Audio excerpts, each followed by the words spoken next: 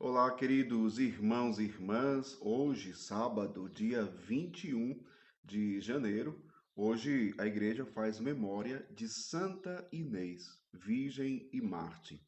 O evangelho que vamos meditar hoje se encontra em Marcos, capítulo 3, versículos 20 ao 21, que diz assim: Naquele tempo, Jesus voltou para casa com os discípulos e, de novo, se reuniu tanta gente que eles nem sequer podiam comer. Quando souberam disso, os parentes de Jesus saíram para agarrá-lo, porque diziam que estava fora de si. Palavra da salvação, glória a vós, Senhor. Queridos irmãos e irmãs, o evangelho de hoje, tão curto, né? Tão pequeno, apenas 2 versículos, mas são 2 versículos que nos fazem pensar muito.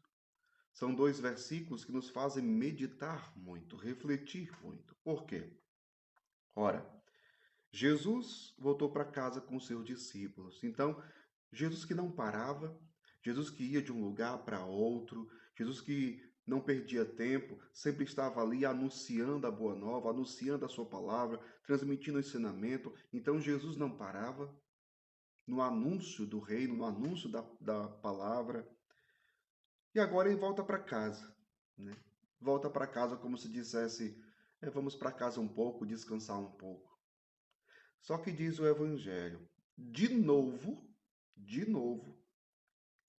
se reuniu tanta gente que eles nem sequer podiam comer. O povo não dava folga para Jesus. O povo não dava folga para Jesus.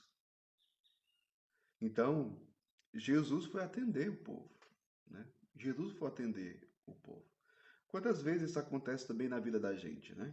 Por exemplo, a vida de um padre que o dia da folga do padre é uma segunda-feira. Mas quantas e quantas vezes uma pessoa bate lá na porta do padre na segunda-feira, padre, padre, e aí o padre vai lá, desce, vai atender a pessoa, e às vezes a gente é surpreendido, porque muitas vezes quando o nosso humano, ele diz, não, é tua folga, não vai. Por outro lado, quando você decide a ir conversar, atender a pessoa, se trata de uma pessoa sofrida. Se trata de uma pessoa que está passando por uma situação muito difícil.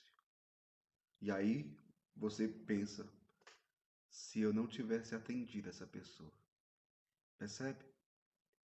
Ainda mais Jesus que conhecia os corações, né? Jesus conhecia os corações, Jesus conhecia as pessoas que estavam sofrendo.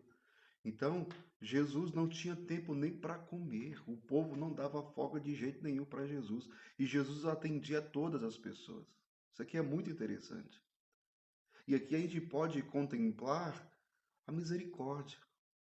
A misericórdia de Deus pelos pecadores. A misericórdia de Deus pelo seu povo, muitas vezes um povo sofrido. Deus que age por compaixão, Deus que age por amor, Deus que age por misericórdia. É assim, meu povo. Esse é o nosso Deus. Esse é Jesus. Aquele que veio e por compaixão, por misericórdia, deu a vida por nós. Só que aqui tem um problema, né? Tem uma questão que o Evangelho nos apresenta. Porque vai dizer aqui o Evangelho, quando souberam disso, os parentes de Jesus saíram para agarrá-lo, porque diziam que estava fora de si. Ah, meu povo.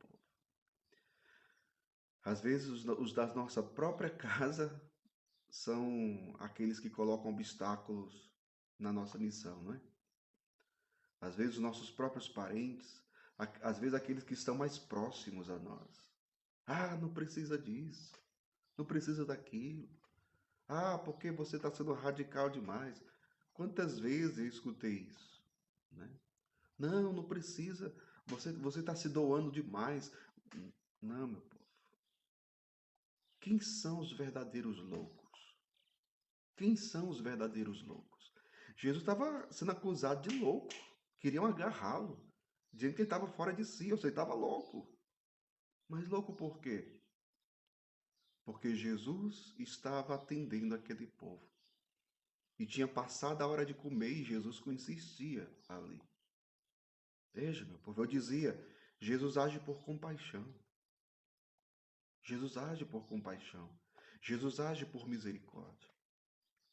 E quantas vezes nós cristãos que realizamos um trabalho na igreja, pelo reino de Deus, um trabalho pela evangelização, quantas vezes nós também somos acusados de loucos?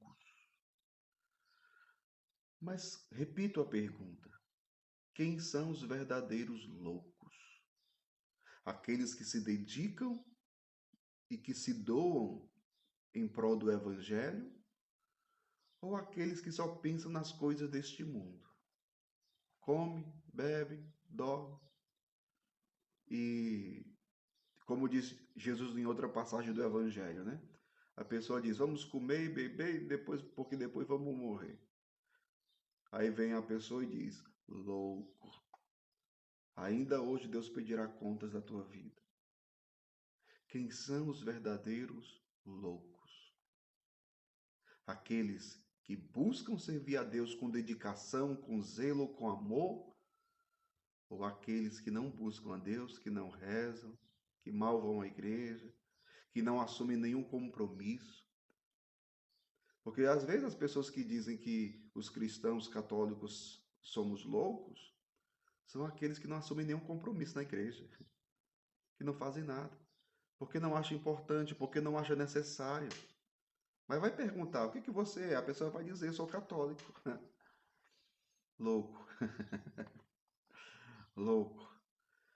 Então, meu povo, que sejamos loucos por Cristo, que sejamos loucos pelo Evangelho, que sejamos loucos por Deus, que sejamos loucos pelo reino de Deus.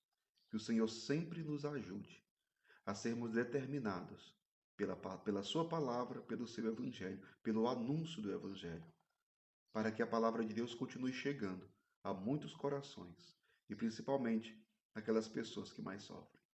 Que Deus abençoe você, em nome do Pai e do Filho e do Espírito Santo.